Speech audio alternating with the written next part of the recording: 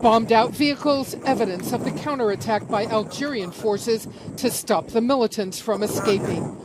Hundreds sitting on the ground, hands in the air, as the government tried to sort out who was a hostage and who was an attacker. We were picked up by military who we didn't know if it was the terrorists or the military. By the end, 685 Algerian workers and 107 hostages were freed, according to the government.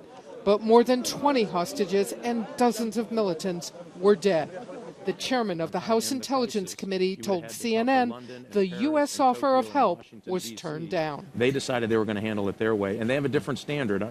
We would have been probably more aggressive at protecting the hostages at the end of the day. Now divisions in Washington over how deeply involved the military and intelligence community should get in fighting al-Qaeda in North Africa.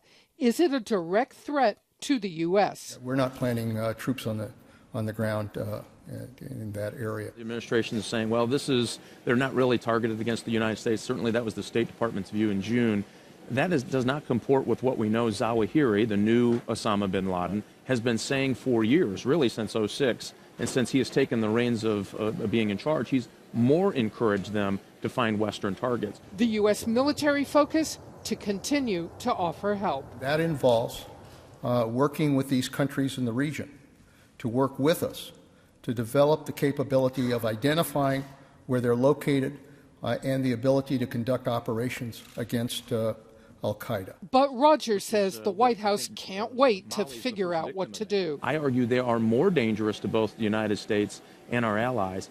And every time they get a victory, every time that, to them, this hostage-taking event, even though they lost everybody, was a victory for them.